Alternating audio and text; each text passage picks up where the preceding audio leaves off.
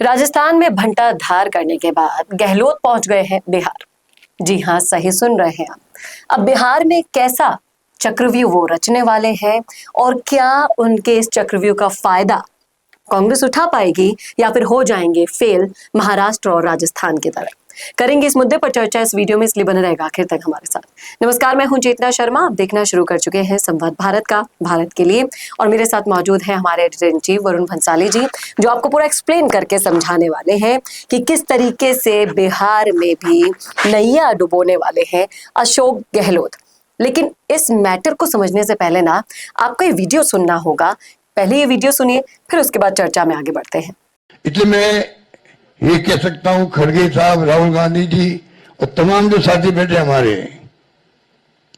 इन सब की राय लेकर के हम लोगों ने तय किया है इस चुनाव में अगले मुख्यमंत्री चेहरे के रूप में तेजस्वी यादव जी को हम लोग सपोर्ट करते हैं, जो एक नौजवान है, लंबा फ्यूचर है इनके साथ में।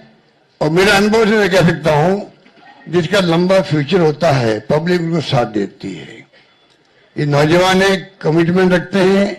पिछली बार भी जो स्लोगन दिए थे, नौकरी के दो या कोई दो, या जो वादे किए थे उसमें खरे उतरे। ये ऐसा व्यक्तित्व आपके सामने नौजवान के रूप में आया है।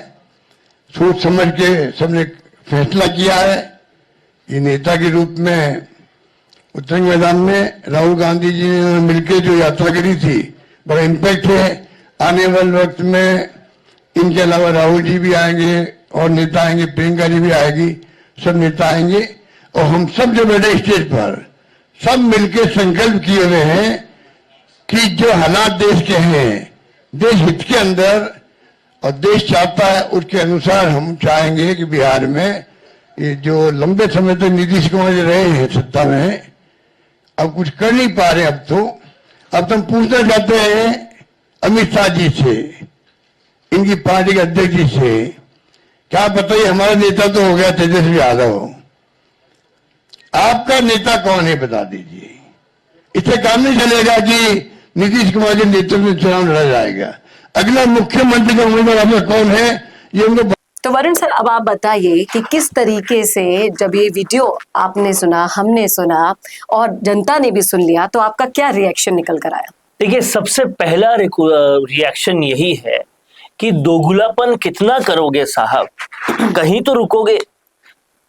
पूर्व मुख्यमंत्री अशोक गहलोत ने दोगुलापन की जो सारी हदें पार की, वो सारी हदें इसमें दिखाई दे रही है। क्योंकि एक तरफ वो तेजस्वी यादव को कह रहे हैं, तेजस्वी यादव के लिए कह रहे हैं कि महागठबंधन ने अपना मुख्यमंत्री तेजस्वी यादव को इसलिए चुना ताकि वो लंबे अरसे तक चलते रहें और लंबे अरसे तक राजनीति करें।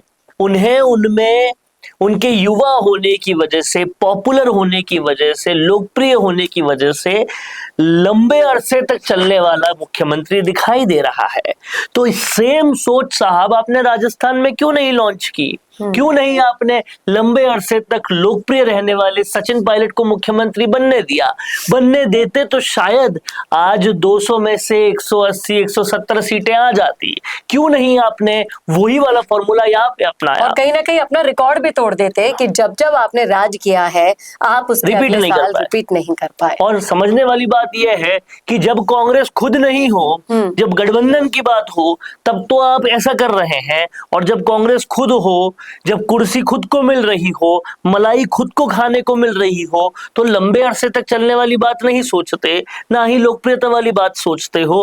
और सचिन पायलट का आप नाकारा, निकम्मा और सब कुछ कह देते हो। ये जो दोगुलापन है, ये पूरी तरह से इस वक्तव्य से, बिहार में जाकर जो ये बोल रहे हैं, उससे पूरी तरह से एक्सपोज कर दिया।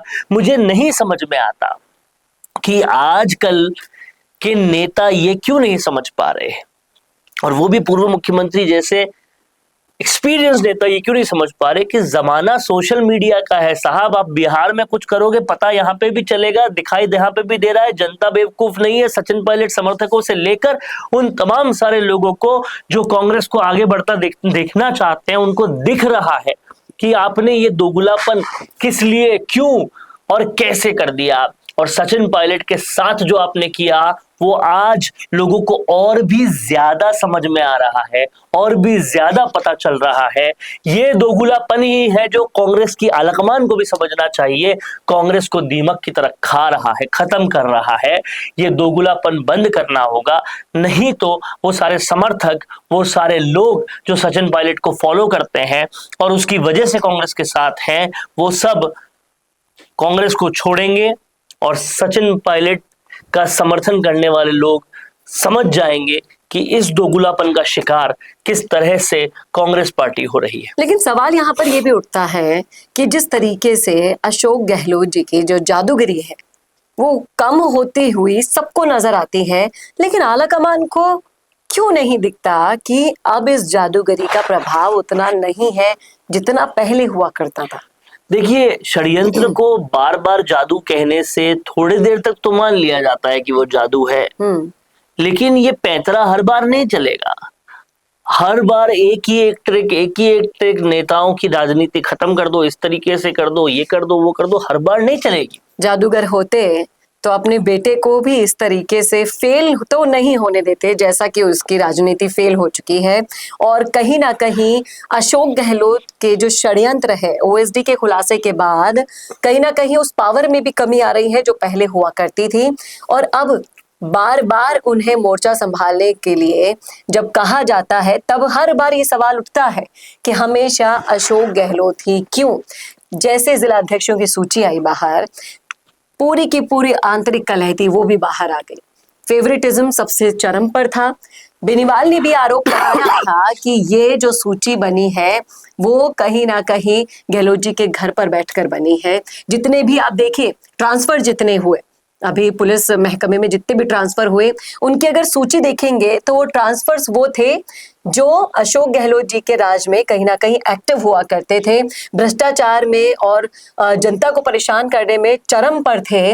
उनकी कहीं ना कहीं पोस्टिंग और बेनीवाल का ये सवाल उठाना, क्या लगता है आपको कि अभी भी सर्वे सर्वा अशोक गहलोत ही है, और अगर है तो कब तक रहेंगे?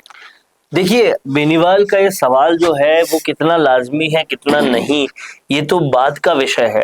लेकिन पहला विषय ये है कि अशोक गहलोत का क्या दखल मौजूदा सत्ता में भी है क्या, वो एक बड़ा सवाल है। क्योंकि आलाकमान तो अब कांग्रेस की आलाकमान तो अब अशोक गहलोत को इग्नोर कर रही है, लेकिन क्या भाजपा की सत्ता अशोक गहलोत के साथ जा रही है क्या, ये सवाल बड़ा हो रहा है।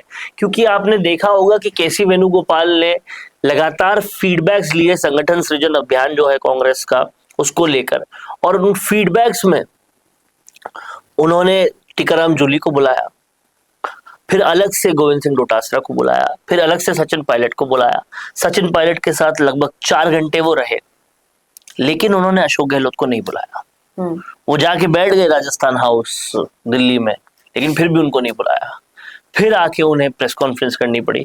तो ये सवाल उठता है, कांग्रेस तो इग्नोर कर रही है, लेकिन क्या उन्होंने कोई लोभ, कोई लालच, कोई तरीका, कोई साठगांठ शासन या प्रशासन के साथ तो ऐसी नहीं कर रखी जिससे आज की सत्ता में भी कुछ दखल वो रख रहे हैं? ये समझने वाली बात है। अगर ऐसा है तो कहीं ना कहीं अशोक गहलोत का ये जो षड्यंत्र रूपी जादू है ये कहीं ना कहीं खोखला आज भी कर रहा है राजस्थान के शासन प्रशासन को। और अगर ऐसा होता रहा तो फिर आम लोगों का सत्ता पर से, शासन पे से, प्रशासन पे से मानो विश्वास उठ सा जाएगा। तो आपको क्या लगता है कि महाराष्ट्र और राजस्थान के बाद, पंजाब के बाद अब बारी है बिहार की नैया डूबने की? देखिए, बिहार की नैया तो नहीं डूब सकती, क्योंकि बिहार में कहीं ना कहीं प्रशांत किशोर भी एक बहुत जबरदस्त रोल निभा रहे हैं, और प्रशांत किशोर ने वो विकल्प दे दिया है जो अभी तक कोई भी नहीं दे पाया। उन्होंने कई ऐसे काम किए हैं जो अभी तक कोई भी नहीं कर पाया, जैसे कि वो खुद कहीं से उम्मीदवार नहीं बन रहे, वो सिर्फ किंग मेकर हैं।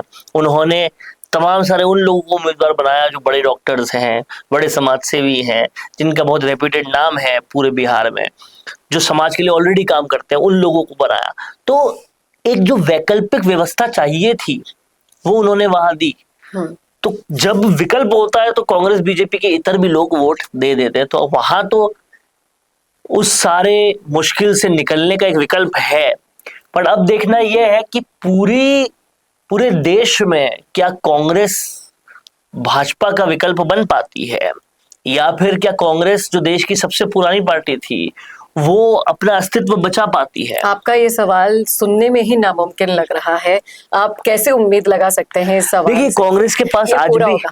आज भी सेकंड लाइन है। इस बात लेकिन को सेकंड लाइन को फ्रंट में लाना नहीं दे रहा चाहता। था, लेकिन ना अब सिर्फ गहलोत बल्कि और भी जितनी बूढ़ी ब्रिगेड है कांग्रेस की, लेकिन अब वो जो पूरी एक जैसी है। अब जो संगठन सृजन अभियान है उसमें जिस तरह से छत्तीसगढ़ में बदलाव किए गए हैं, फीडबैक्स लेके सचिन पायलट के, जिस तरह से सचिन पायलट को केसी वेणुगोपाल जो संगठन महासचिव है उन्होंने 4 घंटे बिठाया और गहलोत को पूछा तक भी नहीं। कितने ही घंटे बैठा ले पायलट से, कितने ही सलाह मशवरा कर ले, लेकिन अंत हमने कई बार देखा है कि किसकी मर्जी का होता है। पर अब कुछ अलग होते हुए नजर आ रहा है। उम्मीद और आस तो सब लगा के बैठे हैं, अगर अलग नहीं हुआ तो फिर वैसे ही उम्मीद और आस टूटेगी जैसे पहले टूटती थी। अब देखना ये होगा कि होता क्या है, और अगर कोई ऑप्शन नहीं मिला तो फिर वापस क्या भाजपा के साथ ही जाते हैं।